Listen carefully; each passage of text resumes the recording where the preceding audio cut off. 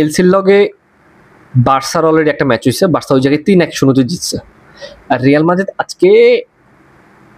2-2 গোলে ড্র করছে। হ্যাঁ, ম্যাচ যে বোরিং ছিল তা না, অ্যাটাক ছিল, ডিফেন্স ছিল, বাট রিয়াল মাদ্রিদ না ওই ক্লাসটার মধ্যে নাই যে ক্লাসটা নিয়ে শুরু করছিল। রিয়াল মাদ্রিদ যে ক্লাসটা নিয়ে যে লালিগা শুরু করছিল, যে লালিগা টপে ছিল, একটা ম্যাচ হারতে ছিল না, যে পরিমাণে একটা ফ্লো ছিল, ওই ফ্লোটা আর নাই। ম্যাচের মধ্যে দেখলাম যে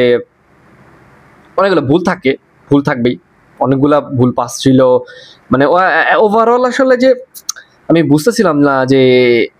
এটা তো রিয়াল মাদ্রিদ না, এই রিয়াল মাদ্রিদ আমি চিনি না, মানে যে রিয়াল মাদ্রিদ যে পারফরমেন্স করছে এই পারফরমেন্স আসলে ওদের কাছ থেকে ওদের এই পারফরমেন্স আমি আশাই করিনি।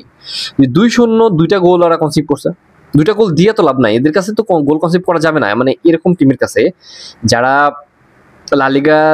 লালিগাতে টপ 10 এর মধ্যেও নাই, তাদের সাথে তো কম্পিটিশন আসলে যে এমন হবে এটা আসলে খুব আনএক্সপেক্টেড। তুমি যে মানে যে ম্যাচের রেজাল্ট গুলো দেখলে বুঝবে যে আমরা লাস্ট দুইটা ম্যাচ ড্র করছি, কিন্তু এটা তো আশা করার মতো না, যেগুলো দুইটা ম্যাচের সাথে ড্র করছি, মানে এরকম সিচুয়েশন যে আসলে দুইটা ম্যাচ ড্র করার মতো ছিল না, দুইটা ম্যাচ আমরা জেতার মতো সিচুয়েশনে ছিলাম, কারণ আমাদের কাছে ওয়ার্ল্ড ক্লাস প্লেয়ার আছে, world class defender, world class striker, কি আমাদের নাই, ওয়ার্ল্ড ক্লাস মিডফিল্ডার কি আমাদের কাছে নাই।